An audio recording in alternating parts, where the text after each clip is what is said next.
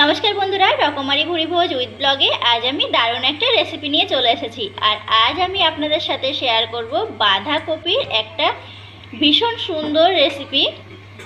আর বাঁধাকপি দিয়ে আজ আমি কোনো ঝাল ঝাল রেসিপি বানাবো না, আজ বানাবো মিষ্টি একটা রেসিপি। তাহলে চলুন দেখে নেওয়া যাক আজ বাঁধাকপি দিয়ে আমি কী বানাই আর তার সাথে কি কি উপকরণ লাগবে। তো আজকে আমি বাঁধাকপি দিয়ে যে রেসিপিটা বানাবো তার জন্য মেইন যেটা লাগবে বাঁধাকপি, আর নিয়েছি বাতাসা, নিয়েছি কাজু বাদাম কিশমিশ, আর এখানে আছে গরুর দুধ। এই কটা উপকরণ আমি প্রথমেই দেখিয়ে রাখলাম, আর বাদবাকি যে উপকরণগুলো লাগবে সেগুলো আমি আস্তে আস্তে রান্না করতে করতে দেখিয়ে দেবো। তো প্রথমেই আমি যেটা করব, বাঁধাকপির উপরের যে পাতাগুলো সেগুলো কয়েকটা ফেলে দেব, দিয়ে ভিতরের যে কচি অংশটা সেটাকে আমি ভালো করে ধুয়ে তারপর একটু কুচি কুচি করে কেটে নেব। তো বাঁধাকপিটা কেটে তারপর আমি ফিরে আসছি। এই যে বাঁধাকপির যে উপরের সবুজ পাতাগুলো থাকে সেগুলোকে আমি বাদ দিয়ে আর ভিতরের যেই কচি অংশটা সেই কচি অংশটাকে আমি এরকম কুচি কুচি করে কেটে নিয়েছি, আর তারপর আমি ভালো করে ধুয়ে নিয়েছি। আর এখন কুচি করা কপিগুলোকে একটু সিদ্ধ করে নেব। কপি সিদ্ধ করার জন্য আমি কড়াইতে দিয়ে দিচ্ছি জল। এবার এই জলের মধ্যে আমি দিয়ে দেব এই কেটে রাখা বাঁধাকপি। গ্যাসটাকে আমি অন করে দিয়েছি, আর এবার কপিটাকে আমি সিদ্ধ করে নেব।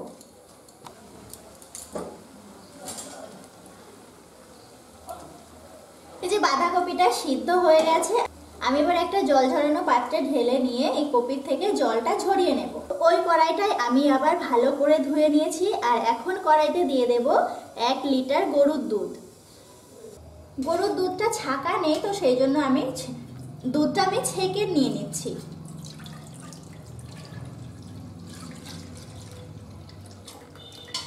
তো কড়াইতে আমি 1 লিটার গরুর দুধ নিয়ে নিয়েছি, আর দুধটা ভালো করে ছেঁকে নিয়েছি। আর এখন দুধটাকে জ্বালিয়ে অনেকটাই আমি ঘন করে নেব। যে দুধটা অনেকটাই ঘন হয়ে এসেছে, এবার আমি বাকি উপকরণগুলো দিয়ে দেব। এখন আমাদের বাড়িতে খেজুরের গুড়টা নেই, তো সেই জন্য আমি দিয়ে দেব বাতাসা।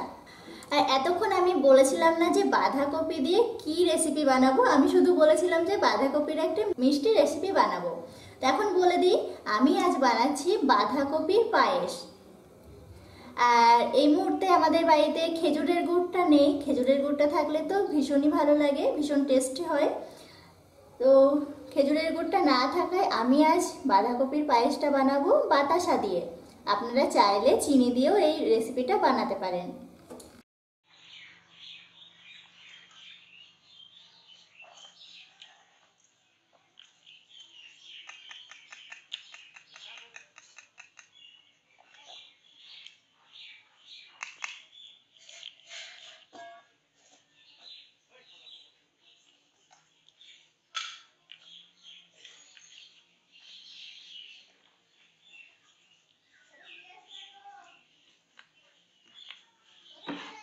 Yes.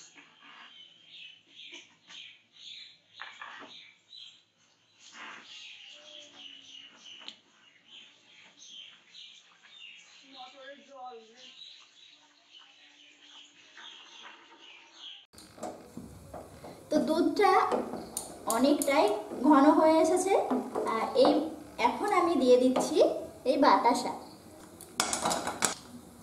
যে যেমন মিষ্টি খেতে পছন্দ করেন সেই অনুযায়ী মিষ্টিটা আপনারা দিয়ে দেবেন, কম বেশি। বাতাসাটা গলা পর্যন্ত আমি অপেক্ষা করছি। বাতাসাটা গলে গেছে, আর বাঁধাকপির পায়েসটা আরও একটু বেশি টেস্টি করার জন্য আমি এর মধ্যে দিয়ে দেব গুঁড়ো দুধ। গুঁড়ো দুধটা দেওয়ার পর আমি একটু ভালো করে এভাবে মিশিয়ে দিচ্ছি।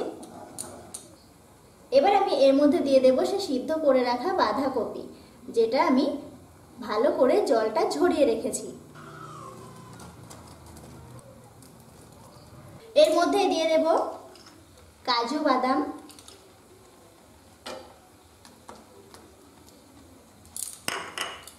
আর দেব কিশমিশ।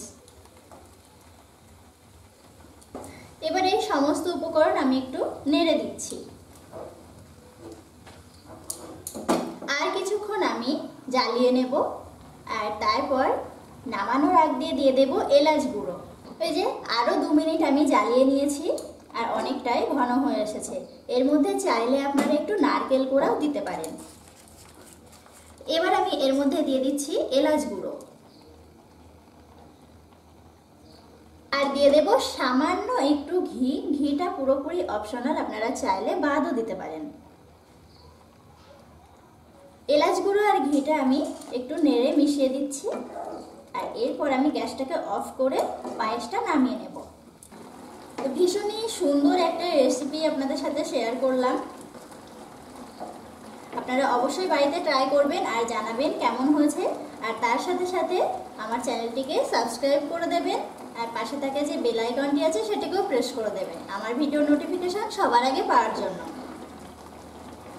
আর তার সাথে সাথে লাইক কমেন্ট শেয়ার তো করবেনই। তো আমি গ্যাসটাকে অফ করে দিচ্ছি আর একটা বাটিতে নামিয়ে নিচ্ছি।